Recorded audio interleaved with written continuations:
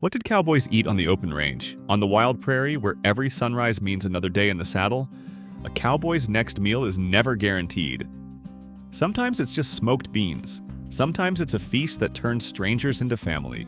The truth behind what drives these legendary riders is full of surprises, hardships, and a few culinary secrets Hollywood never tells you. Get ready to discover what these foods really taste like. What they ate may change the way you think about the Old West. The chuck wagon, the heart of every mobile cowboy camp. Picture yourself riding across the endless prairies of the old American West, dust swirling, wind whipping at your hat, and nothing but a sea of grass stretching to the horizon. Out there, where loneliness could swallow you whole, there was one thing that made the open range feel a little like home: the creaking, rumbling chuck wagon, trailing behind the herd. But don't let its plain looks fool you. The chuck wagon was truly a revolution in the frontier. Dreamed up by Charles Goodnight, whose name is legend to anyone who ever drove cattle, this was America's first true mobile kitchen. Goodnight took a tough old military wagon and transformed it into a rolling home base. This was no ordinary cart. At the back sat a sturdy chuck box, packed with cleverly designed drawers and shelves for everything from flour and beans to coffee, pots, and pans. A hinged lid folded down into a makeshift table, letting the cook whip up a hot meal in the middle of nowhere. The chuck wagon was more than a kitchen on wheels. It carried a precious barrel of fresh water, every bit of cookware a cowboy could need, and the fuel that kept the fire burning. Slung beneath the wagon, a canvas possum belly served as storage for firewood, or, as was often the case, dried cow chips, ready to feed Cookie's flames at the next camp. After a grueling day on the trail, that wagon was more than a kitchen. It was the heart of camp, a gathering place where the aroma of supper promised a taste of home. Cookie, the unsung hero, behind the wheel. If the chuck wagon was the heart of the camp, then Cookie was truly its soul. More than just a cook, Cookie's authority on the trail ranked second only to the trail boss himself, a testament to just how crucial he was to every cattle drive. Forget fancy chef's hats or gourmet schools. Most cooks were seasoned cowboys who'd traded their saddles for spatulas after years in the saddle wore them down, often by age 25. Cookie's day started long before the first light touched the prairie. While the rest of the crew was still wrapped up in their bedrolls, Cookie was already up. By 3 a.m., with stars still shimmering overhead, he'd be up grinding coffee and firing up the Dutch ovens, prepping a hearty breakfast to fuel the men for another grueling day. But that was just the start. After breakfast, Cookie quickly packed up the wagon and rode ahead, sometimes 15 or 17 miles down the trail. So dinner would be ready when the cowboys finally arrived, dusty and bone-tired. Yet Cookie's role didn't stop at the chuck wagon. Out on the wild, Cookie was a multitasker extraordinaire, tending horses, patching up wounds, offering haircuts, and even act as a dentist or doctor if needed. While lunch meant grabbing a bite on horseback, supper at Cookie's wagon was something special, a sanctuary where worn-out cowboys found a hot meal, shared stories, and recharged their spirits for the trail ahead. Without Cookie, the open range would have felt much colder and far more unforgiving. The basic menu, the foundation of survival. So what did cowboys actually eat to keep going mile after mile on those long, dusty trails? The answer was simple, repetitive. The basic cowboy menu wasn't about flavor or variety, it was all about survival, filling bellies and fueling hard work from sunrise to sunset. Beans, the cowboy's indispensable energy source. For cowboys on the open range, beans, especially hardy pinto beans, became a true lifeline, representing both endurance and the clever survival skills needed to thrive on the frontier. These humble beans were the ultimate trail superfood, packed with protein, easy to store, and able to keep a cowboy going for days beneath the relentless sun and wind.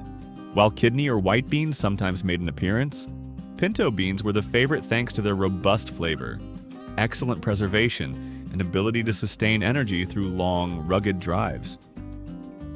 Cooking beans on the trail was almost an art form. In a battered Dutch oven, beans would slowly simmer overnight above the campfire, soaking up smoky flavor and mingling with the chilly prairie air. The rich, comforting aroma became a nightly ritual, promising warmth and nourishment after a bone-tired day, and even doubling as breakfast for the next morning. Nothing went to waste. Leftovers might be mashed into patties and fried up again, turning yesterday's supper into a brand new meal. To kick up the flavor, Cowboys tossed in whatever they had on hand. Maybe a fresh chili pepper, a clove of garlic, or a bit of bacon if they were lucky, creating a version of frijoles that blended Tex-Mex spirit with Western practicality. Sometimes they called this spicy mix chili, a flavor now legendary in cowboy lore. With every spoonful, beans fueled the grit and resilience of the cowboy life, proving that even the simplest dish could be the backbone of survival on the wild American frontier. Sourdough starter, the secret to warm, fresh bread and a spirit of self-reliance. Now, you might not expect to find fresh, warm bread in the middle of nowhere, but out on the open range, a little jar of sourdough starter was like gold. This wasn't just an ingredient, it was a living, breathing link to home and tradition, passed from one cowboy cook to the next. Cookie guarded that sourdough starter like a treasure. It might have looked like a simple jar of flour and water, but inside it was alive, bubbling with wild prairie yeast and good bacteria, quietly working their magic. Keeping that starter going was a full-time job. Cookie had to feed it, shield it from blazing heat or freezing nights, and keep it safe from curious critters sniffing around camp. Lose your starter, and you could forget about fresh bread for weeks. But when Cookie did it right, magic happened.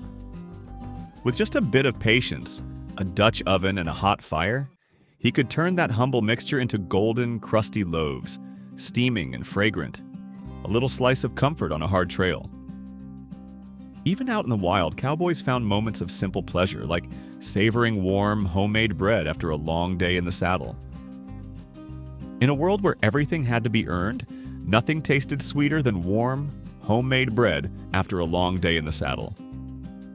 More than food, sourdough was a lesson in self-reliance. A quiet proof that with a little care and a lot of grit, you could create something special anywhere, even at the edge of the world. Cornbread, pan de campo, rustic flavor, and the warmth of home. For cowboys riding the endless prairies, cornbread, or pan de campo as it was often called in the Southwest, was much more than a side dish. It was a little slice of comfort and warmth in a world that could be cold, lonely, and rough. Made from simple ingredients like cornmeal, lard, salt, and water or milk, this rustic bread came together in a single bowl and could be baked right in a Dutch oven or heavy skillet over the campfire. Cornbread's golden crust and hearty crumb were a welcome break from the hard, dry biscuits that cowboys so often endured. When fresh from the fire, it filled the air with a toasty aroma that made even the toughest trail hands pause and smile.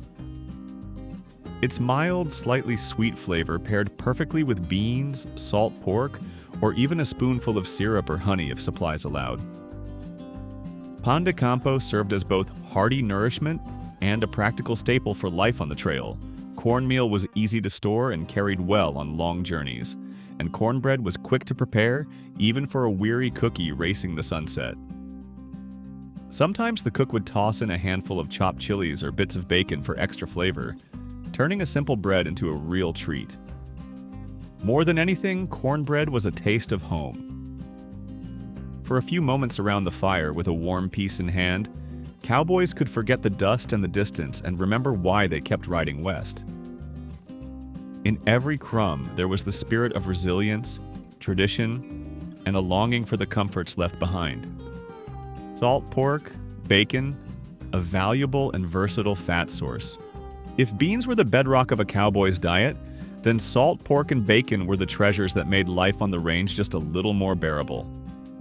Known to many as sow belly, salt pork was heavily salted, cured meat, cut thick and packed tight for the trail. Unlike fresh meat, which spoiled quickly, salt pork could last for weeks under the hot prairie sun, making it a lifesaver on the endless cattle drives. Salt pork and bacon gave cowboys the vital fats their bodies craved on the open range, serving as both protein and essential energy. A few crispy slices at breakfast offered energy to get through long hours in the saddle, while chunks added to beans transformed a plain dish into something hearty and satisfying, Sometimes, when supplies ran low, cowboys would eat slices straight off the block, paired with dry biscuits or cornbread for a quick, high-calorie meal. But the magic of salt pork didn't stop at the plate. Rendered fat from salt pork or bacon, often called lard, was a true multi-purpose asset. It was used to fry food, grease pans, and bake up golden, crusty cornbread, fry biscuits, cornbread, or to thicken soups and stews, adding rich flavor and richness to simple meals. In a pinch, it could even help lubricate squeaky wagon wheels or waterproof boots. On those cold, lonely nights, the smoky sizzle of bacon in a cast-iron pan lifted spirits and brought a taste of home.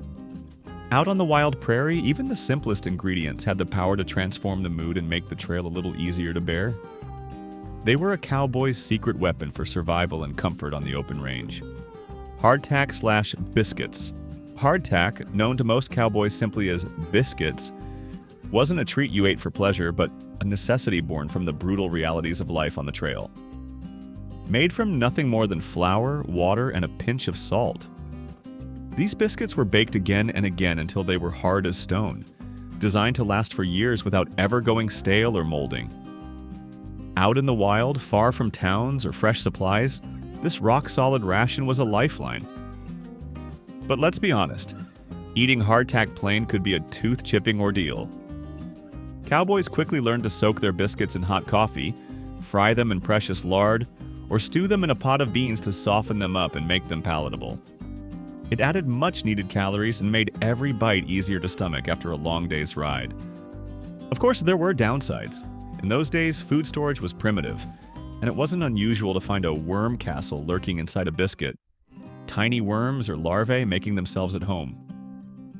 Yet, cowboys simply knocked them out and carried on. Hardtack filled empty stomachs, but it also symbolized stamina, resourcefulness, and the grit needed to withstand every challenge the West could deliver. Each bite told a story of survival and grit, turning even the humblest meal into a badge of resilience for the men who called the trail home.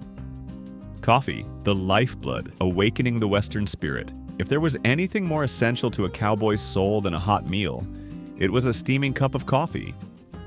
On the wild prairie, coffee earned its reputation as the true lifeblood of the cowboy, an everyday ritual that bookended every long, grueling day with a moment of comfort and camaraderie. Coffee became a spiritual anchor for cowboys, offering steady warmth through the coldest dawns and the loneliest nights on the range. Cowboys demanded their coffee strong, black, and scalding hot. No sugar, no cream, just pure grit in a cup. The method was simple. A handful of grounds tossed straight into a pot of boiling water, over the open fire, then left to settle before pouring. It was said if you could throw a horseshoe in and it sank, the coffee was just right. The most famous brand on the range was Arbuckle's, and a package of their coffee always came with a rare treat. A peppermint candy tucked inside, a little luxury for rough lives.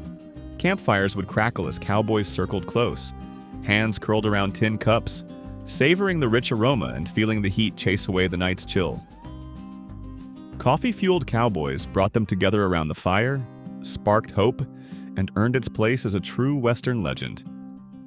If you had to bring one food to the Wild West, would it be warm sourdough starter, salt pork, or something else? Tell us your thought in below. Beyond the basics, luxuries, and unexpected sources. Let's face it, life on the cattle trail was anything but glamorous. But sometimes, right in the middle of that endless dust and monotony, cowboys stumbled on surprises that made all the hard miles worth it. Fresh beef, a rare desire, and maximum utilization. Now here's a real twist. Imagine spending months herding thousands of cattle, yet hardly ever tasting fresh beef yourself. That's the strange truth of cowboy life on the open range. All those cattle belonged to the ranch owner, and they didn't want cowboys eating their profits. If you thought cowboys dined on steak every night, think again. The only time anyone got a taste was when disaster struck and the steer couldn't finish the journey. But on those rare days when the campfire sizzled with fresh meat, everything changed. Cowboys knew how to turn an accident into a feast, gathering around as Cookie carved and cooked up every precious piece. The smell of sizzling beef drifting across the prairie could make even the weariest cowboy's mouth water. Of course, with no refrigeration and a whole steer to use up fast, nothing went to waste. Most of the meat was sliced thin and dried into jerky right there at camp, creating a stash of smoky, chewy protein that lasted for weeks. And when the nights turned cold and lonely, Cookie worked his magic, boiling jerky with flour, salt, and pepper to make jowler, a hot, hearty dish that brought everyone together around the fire. Moments like this were rare, true highlights in a hard, dusty world. A simple meal of fresh beef could lift spirits, spark stories, and remind every cowboy just how much you had to appreciate the little victories out there on the wild frontier. Wild game, diverse supplement, and survival skills. The Wild West wasn't just about cattle. Sometimes the land itself set the dinner menu. For a cowboy, spotting a rabbit darting through the sagebrush or a flock of prairie chickens on the wing was like stumbling onto buried treasure. Any chance to hunt meant a break from the same old beans and salt pork, and a chance to show off a little frontier skill. Cowboys quickly learned to be opportunistic hunters. With their sharp eyes and steady hands, they could bring down deer, wild turkey, quail, or even a quick-footed jackrabbit. Bringing fresh game to camp was a point of pride and an instant mood booster. There's nothing quite like the smell of roasting venison or sizzling wild bird drifting across the campfire after a week of dry biscuits. Sometimes the wilderness forced cowboys to be creative, trapping, tracking, and making the most out of whatever crossed their path. Each meal was unpredictable, a little wild, and always earned. And when a pot of hot game stew was shared beneath the stars, the hardships of the day melted away, replaced by the camaraderie of a crew who truly knew how to survive and savor the simple gifts of the untamed West. Organs and cowboy oysters, resourceful utilization, and unique culinary discovery. When it came to making the most out of every steer, cowboys set the gold standard for resourcefulness. Forget the fancy cuts. Out on the open range, survival meant using everything you could, especially the parts most folks today would never touch. As soon as a cow was butchered, Cookie and his crew got to work gathering up the brains, liver, kidneys, lungs, and every edible scrap. All those odds and ends went into the bubbling son of a stew, or as cowboys like to joke, son of a bitch stew. Just about anything was fair game except the hide, hooves, and horns. This was a living, steaming symbol of the cowboys' no-waste mindset.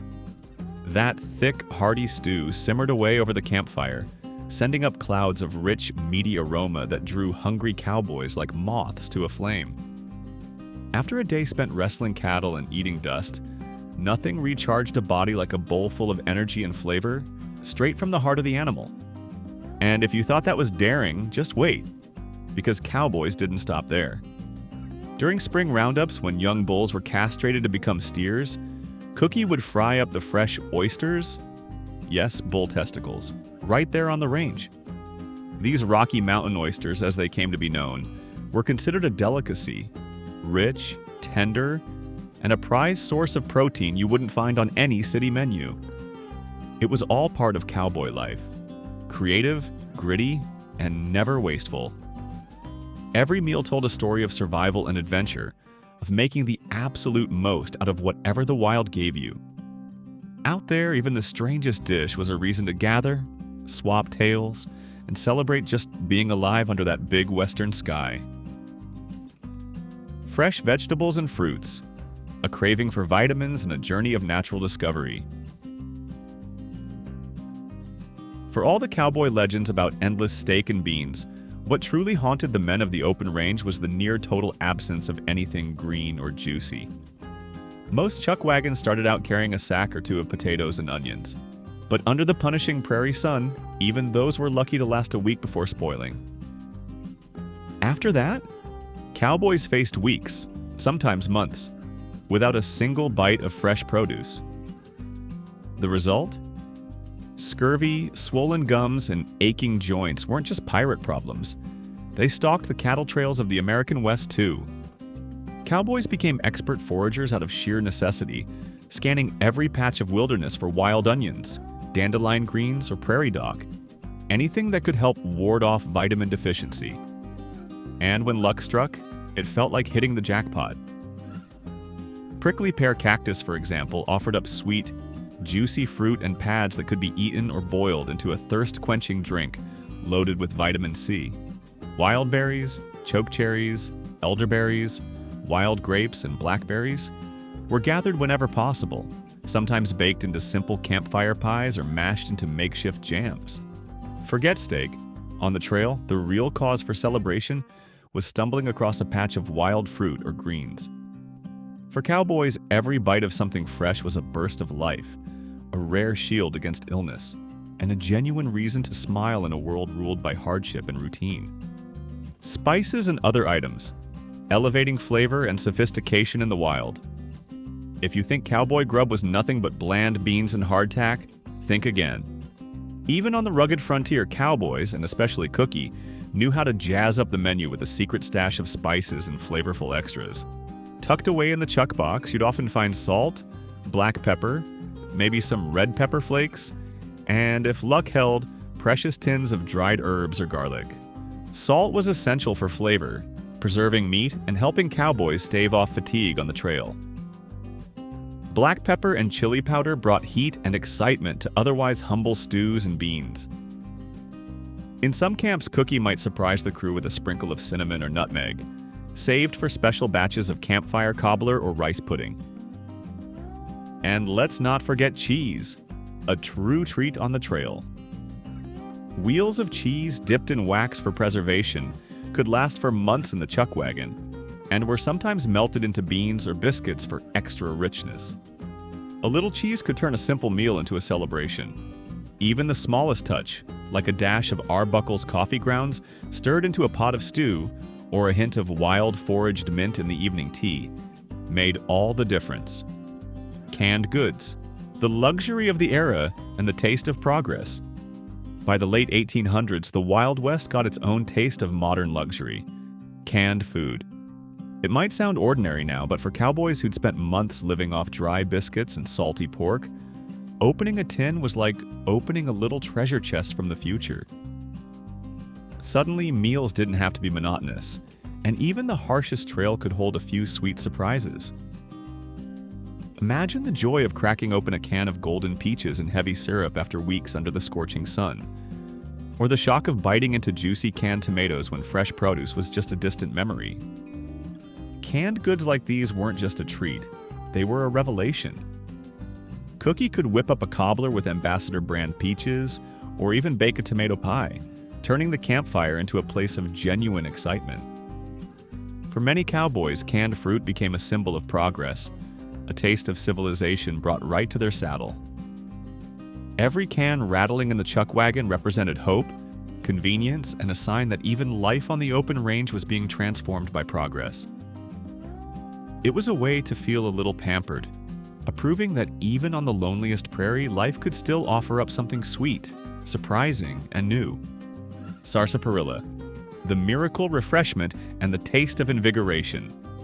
Beyond the crackling campfire and the ever-present pot of coffee, cowboys had another favorite way to recharge: a frosty glass of sarsaparilla. While traveling medicine men once touted it as a cure-all, cowboys loved this herbal drink for one simple reason: energy-boosting benefits it provided, helping them recover after tiring hours of work. Brewed from the roots of the Smilax medica plant, sarsaparilla delivered a crisp, earthy flavor. Imagine something between root beer and a wildflower meadow after rain. Unlike water drawn from questionable streams or rivers, sarsaparilla offered a clean, invigorating taste that promised more than just hydration. After hours of battling sun and dust, taking a swig of this cool, fizzy drink was pure relief. A burst of energy and optimism in a glass. Sarsaparilla became more than just a thirst quencher. It found its way into countless saloons and cowboy camps, gaining a reputation as the Old West's signature pick-me-up. Some cowboys swore it eased aches and pains, while others just enjoyed the simple pleasure of a special treat that broke up the routine of trail life. It's a classic example of cowboy ingenuity, using whatever the land or passing peddler could offer to lift spirits and soothe the body. Every bottle of sarsaparilla carried with it a story of resilience, a taste of small joys, and a unique flavor of Western culture that lives on in American nostalgia to this day. Which cowboy dish surprised you the most? Would you dare try Rocky Mountain oysters or son of a stew? South versus North. The difference in grub. When it came to chow, Texas and Montana cowboys lived in two different worlds. Down in Texas, meals were all about survival. Think beans, salt pork, and hard biscuits, day after day with hardly a fresh vegetable in sight. The food was plain, filling, and just enough to keep you in the saddle. But up in Montana during the cattle boom, things changed. Thanks to shorter trails and easier access to supplies, Montana cowboys enjoyed hearty stews, fresh-baked bread, potatoes, and even the occasional fruit pie or cobbler. Texas cowboys. Life on the trail in Texas was about as rough and rugged as the landscape itself. Meals reflected the struggle. Day after day of pinto beans simmered over the fire, salted pork or bacon fried up when it was available, and biscuits hard enough to survive weeks of bouncing in a chuck wagon. Coffee was a must. Strong, black, and served straight from a battered pot. Fresh food was rare, and creative foraging or trading with nearby settlers was the only hope for something different. For most Texas hands, the menu was simple, filling, and all about survival, not flavor. Montana cowboys, 1870s to 1880s. Up north, things took a surprising turn. Montana outfits, especially in the cattle boom of the late 1800s, developed a reputation for serving the best food in the West.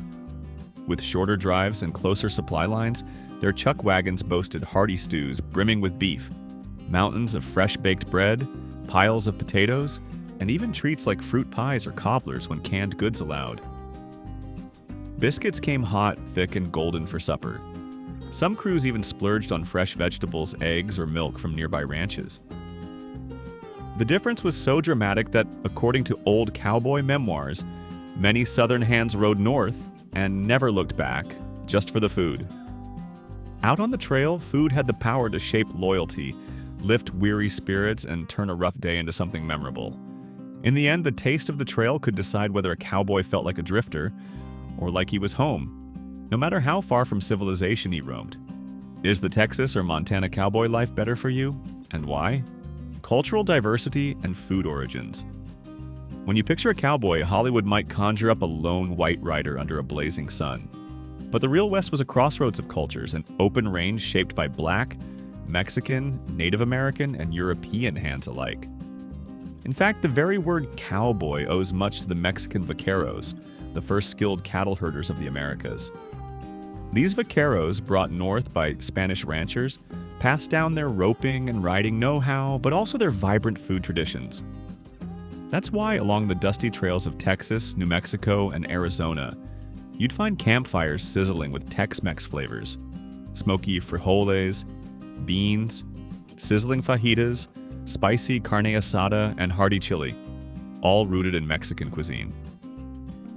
Each meal was a blend of what different cultures brought to the range, resulting in a Wild West cuisine far richer and more diverse than most people realize. It was proof of the cultural fusion that defined the frontier. And above all, resourcefulness was the cowboy's creed. Waste nothing. Turn every scrap, every organ, every odd cut into something nourishing. Dishes like son of a stew, where nearly every edible part of a calf went into the pot. Or Rocky Mountain oysters, yes, bull testicles, might seem odd today, but for those cowboys, they were just smart, practical survival. They proved that ingenuity and openness to new flavors, no matter how unusual, were just as much a part of cowboy life as saddles and spurs. Woman of the Night in Saltese, circa 1900.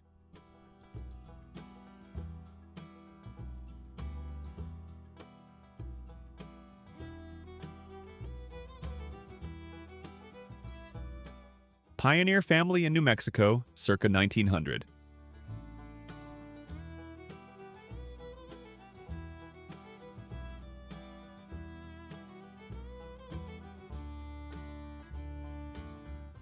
Ouray, Colorado, 1880.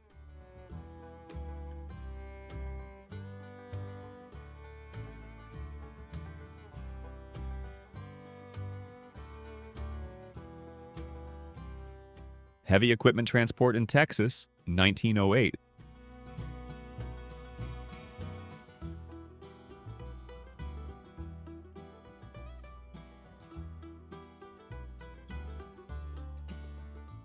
Pioneer families in Hereford, Texas, circa 1900.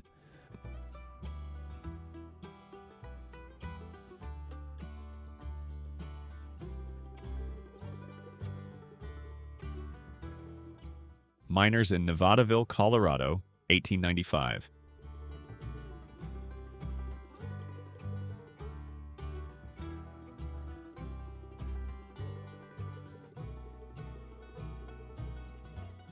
Jenny Bo's Brothel, 1898.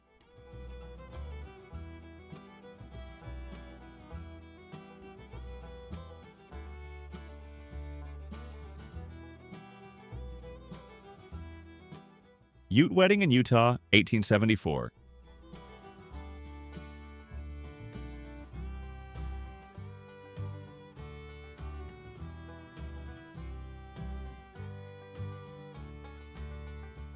Sioux Chief Tashunka Whitco, 1891.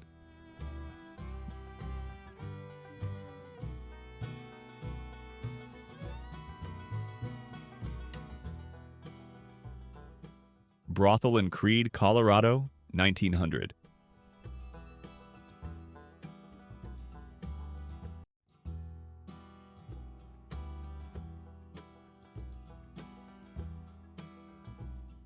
Texas Rangers at King Ranch, 1890.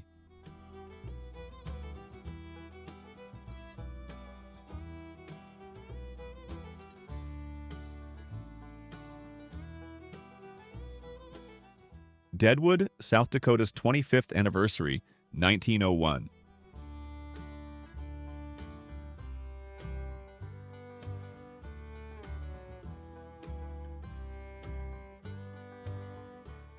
President Theodore Roosevelt in Wallace, Idaho, 1903.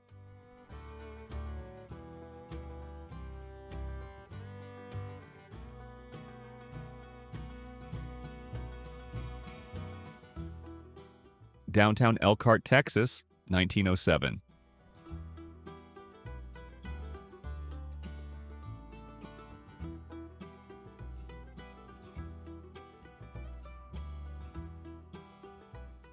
Santa Fe street scene, 1890.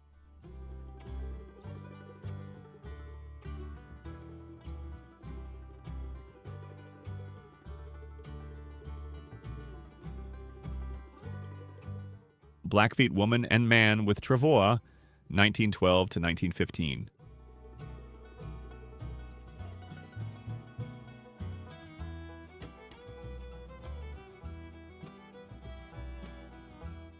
Crow Scouts at Little Bighorn, 1908.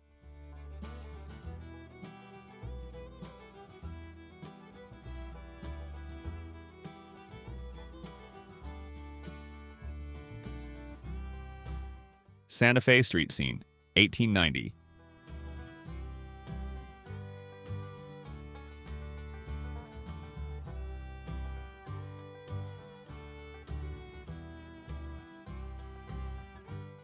Virginia City Saloon, 1898.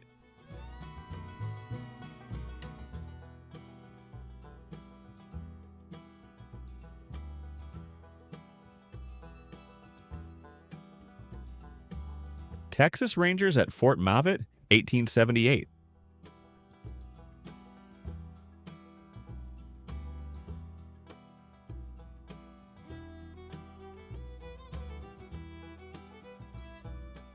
Body, California, 1880.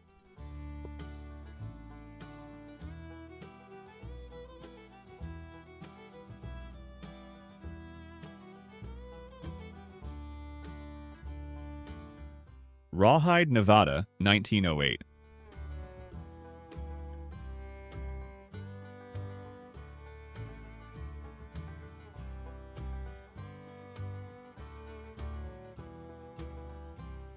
Stagecoaches meet, circa 1903.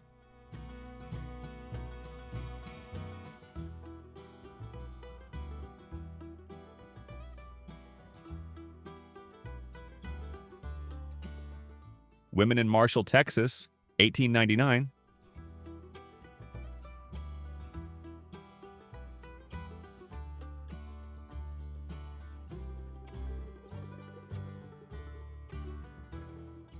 Circleville Massacre, 1866.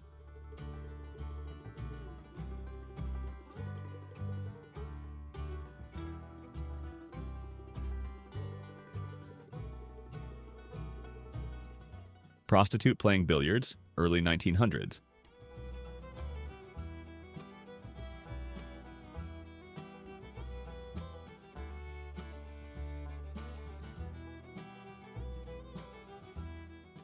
Stonewall carriage in Trinidad, circa 1890.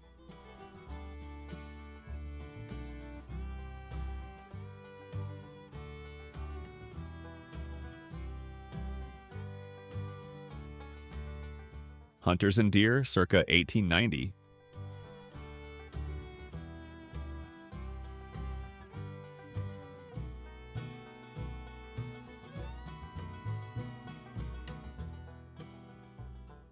Settler family in New Mexico, 1908.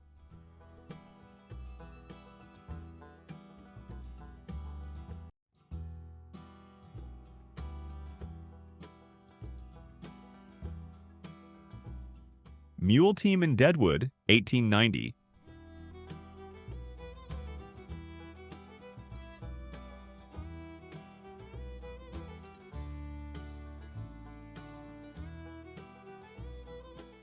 Successful hunters, circa 1899.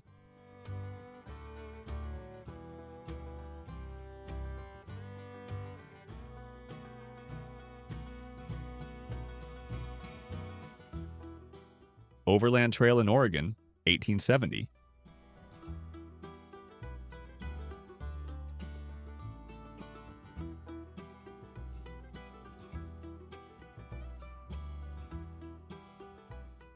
Wagon train in Wyoming, 1875.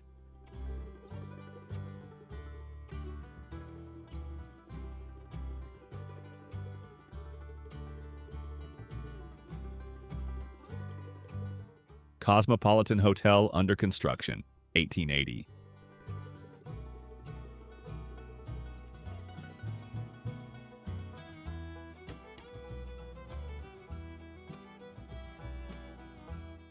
Cowboys in a Dallas saloon, 1902.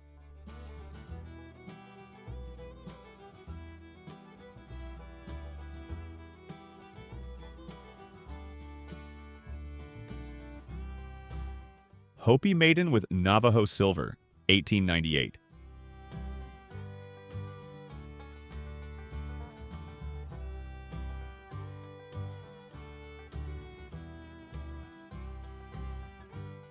Cowboys at the OX Ranch, 1886.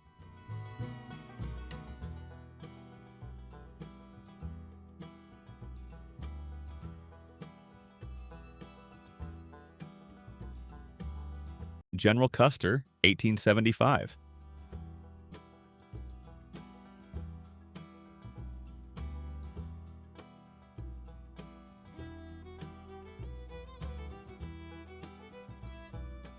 Texas Ranger, Joseph Walter Durbin, 1888.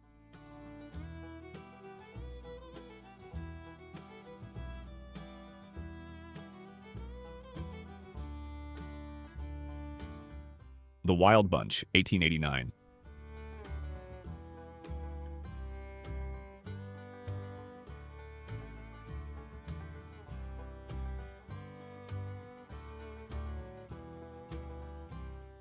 Columbus, Nevada, late 1800s.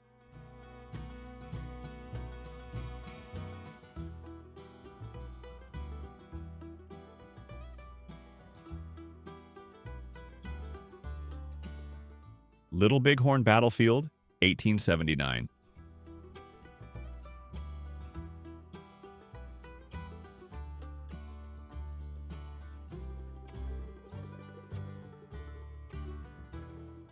Cheyenne Family, 1901.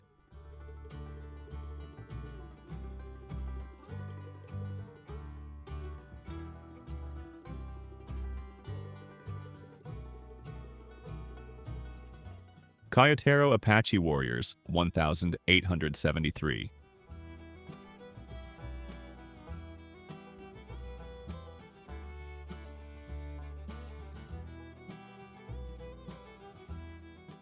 Pawnbrokers, 1886.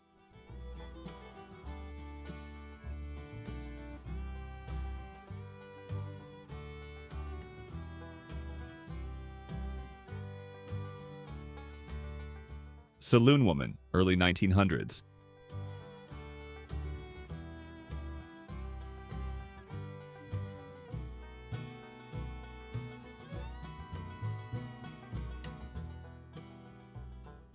Watkins medicine salesman, circa 1900.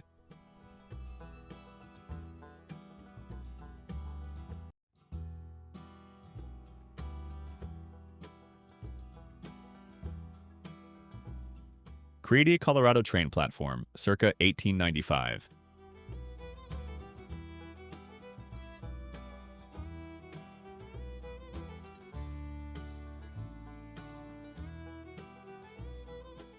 James B. Jim Hawkins, 1875.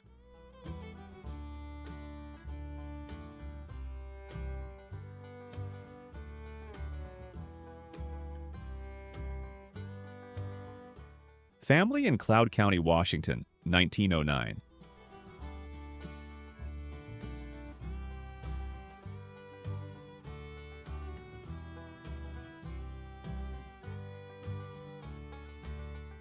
Delia Albert, 1890.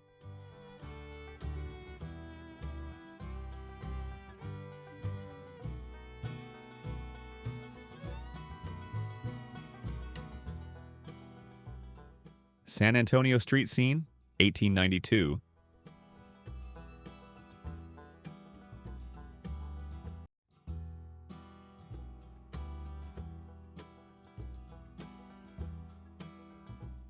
Major Pease's Ranch, 1872.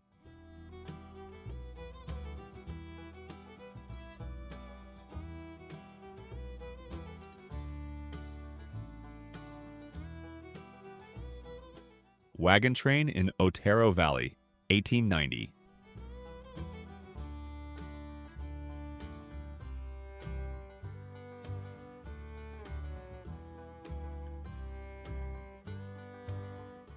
Old West Lady of the Night, circa 1900.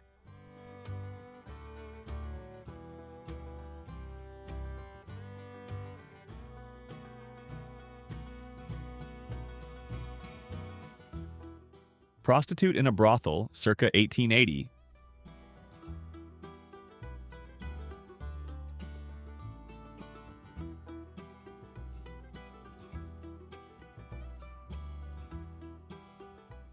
Redwood logging, 1909.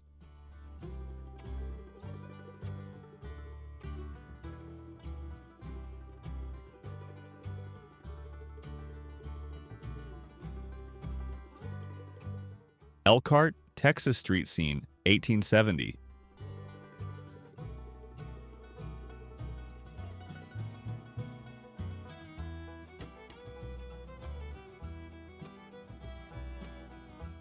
Blackfeet Indians, circa 1900.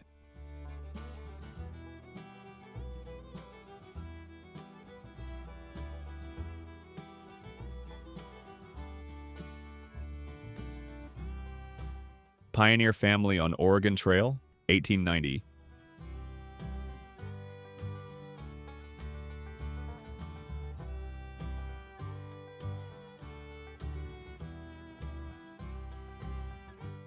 Coal miners, circa 1900.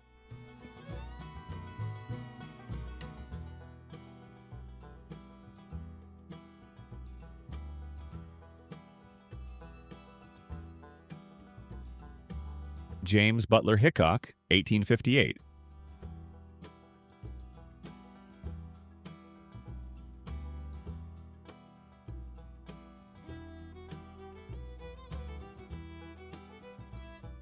Native American family, 1883.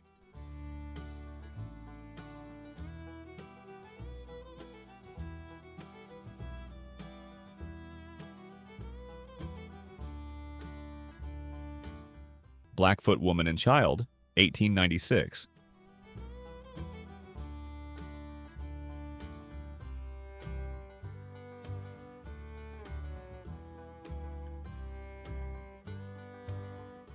Farm near Devil's Lake, 1900.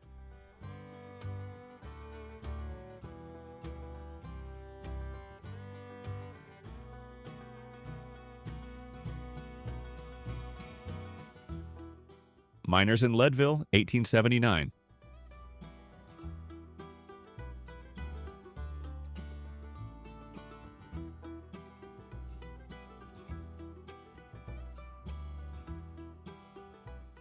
Cowboys and Cattle, 1890.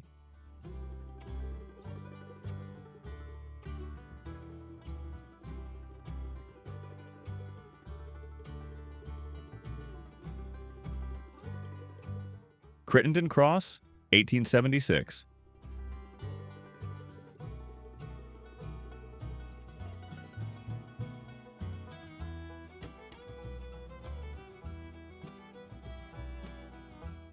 Women at Wyatt Earp's Saloon, 1902.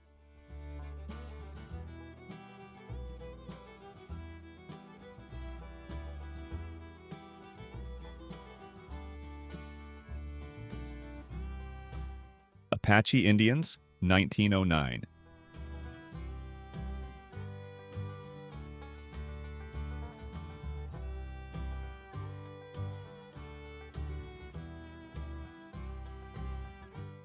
Wagon train crossing the Platte River, circa 1870.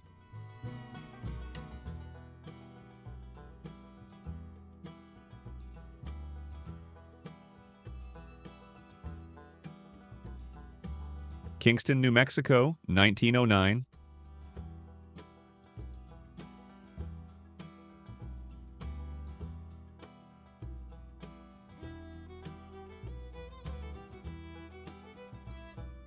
Southern Pacific Handcar, 1880.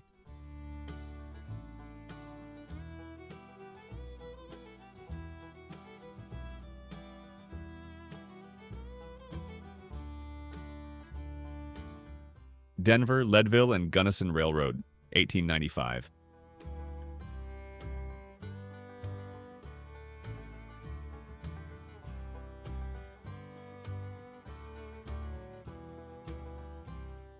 Elkhart, Texas street scene, 1916.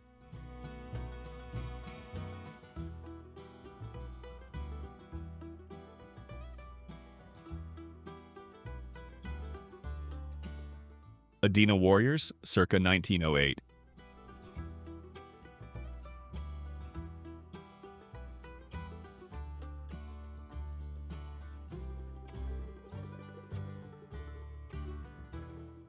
Paiute family, circa 1907.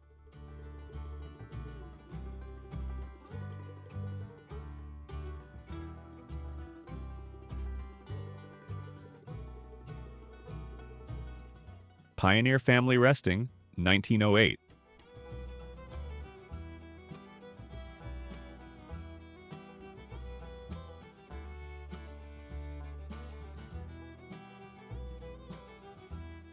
Apache Scouts, circa 1884.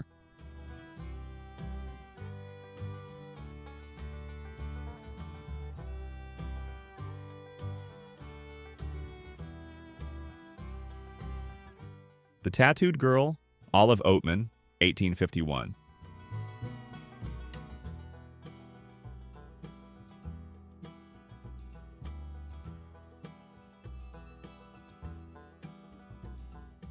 Goldfield, Nevada, 1905.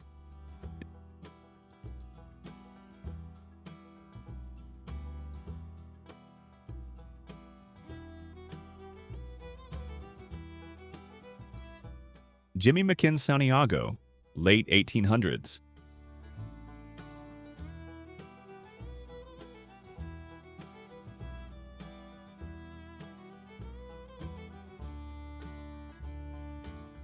Calamity Jane at Wild Bill Hickok's grave, 1890.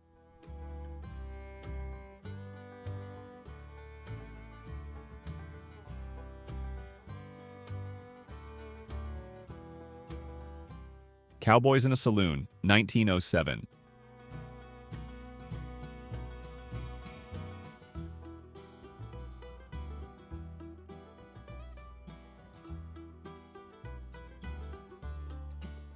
First commercial establishment in Goldfield, 1908.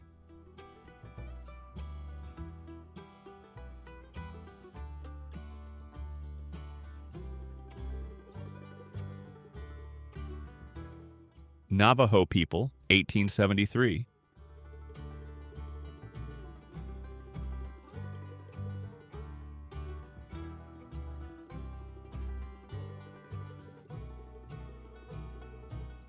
Cheyenne brothel, late 19th century.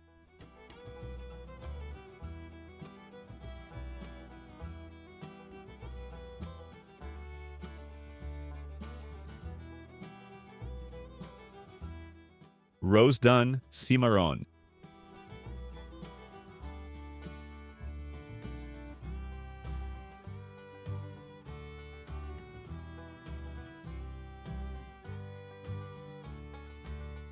Cavalry soldiers at Fort Keogh, circa 1889.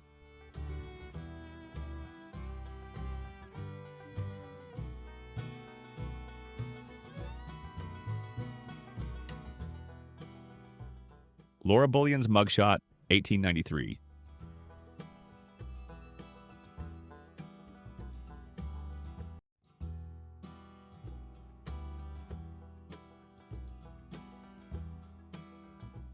Miner's lunch break, 1905.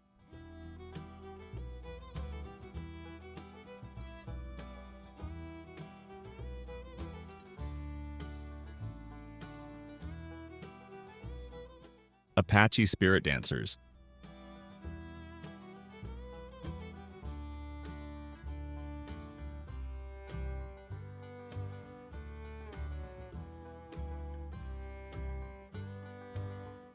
Vienna laundry, late 19th century.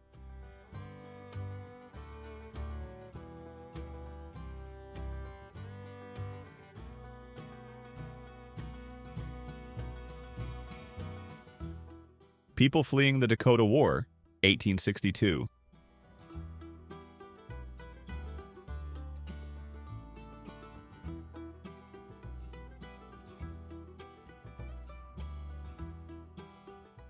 Texas Rangers, circa 1888.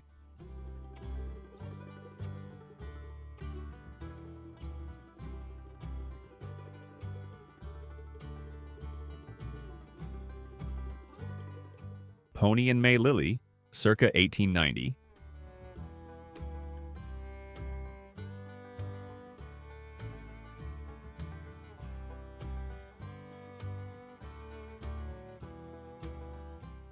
Cowboy Poet, 1896.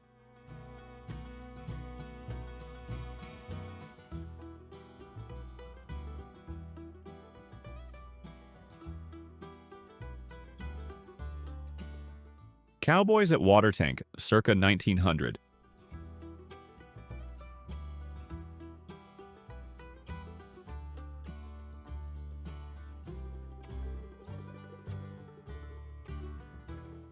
Austin, Nevada, circa 1880.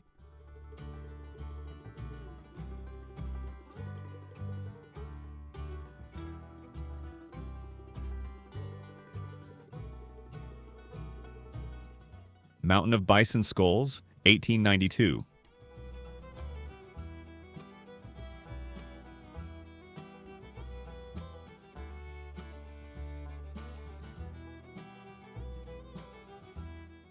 Wyoming Saloon, circa 1880.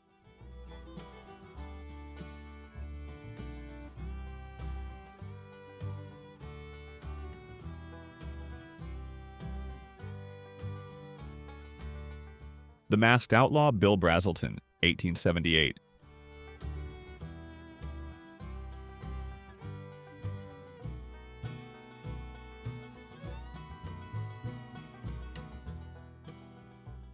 Crow Tribe on Little Bighorn River, 1906.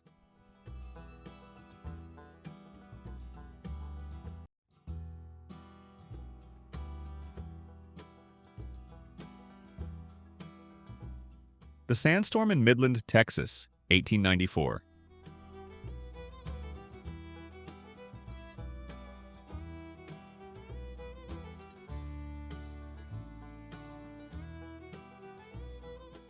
Old West Lady of the Night, circa 1900.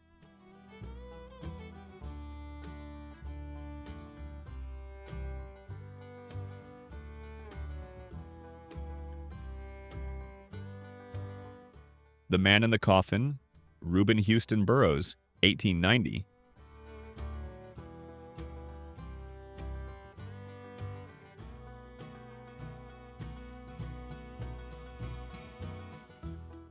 Cattle Branding, circa 1900.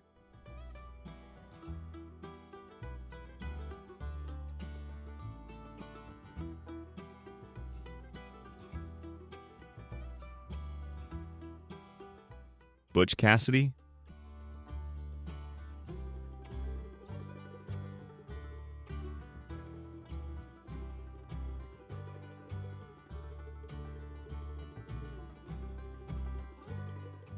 Water Delivery, 1902.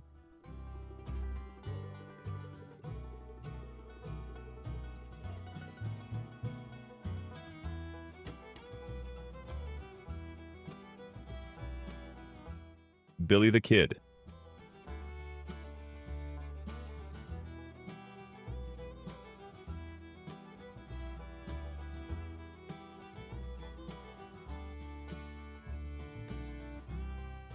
The Three Coffins, OK Corral.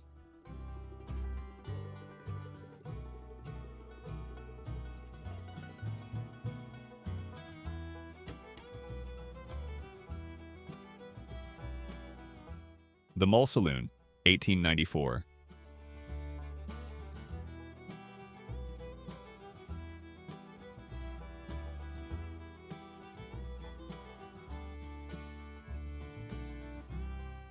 Big Nose George.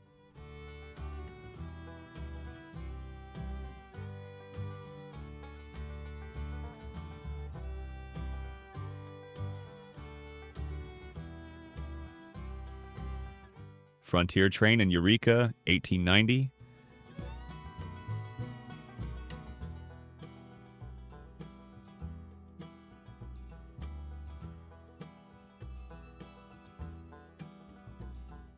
Jesse Woodson James.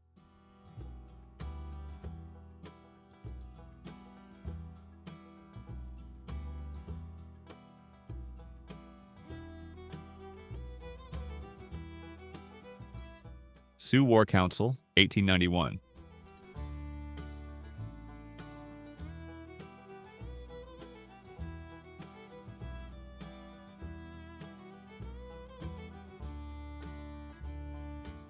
Chinese Field Hands, 1898.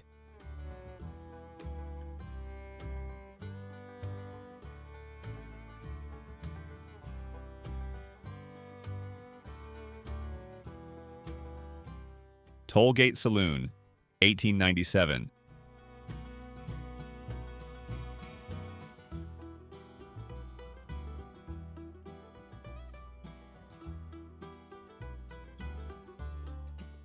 Bell Star.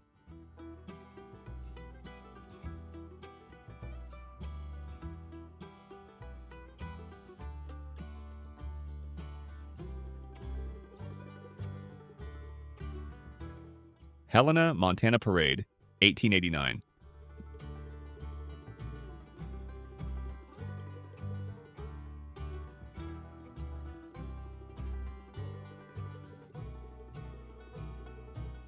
Bloody Bill Anderson.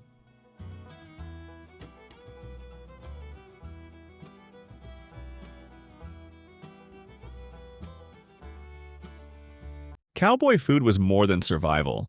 It was tradition, invention, and pure frontier spirit. Which part of their menu would you dare to try? Drop your thoughts or questions below. If this peek into cowboy life sparked your curiosity, make sure to explore more stories on our channel. Don't forget to like, subscribe, and share, past not past, with anyone who loves a taste of real history. Thank you for watching.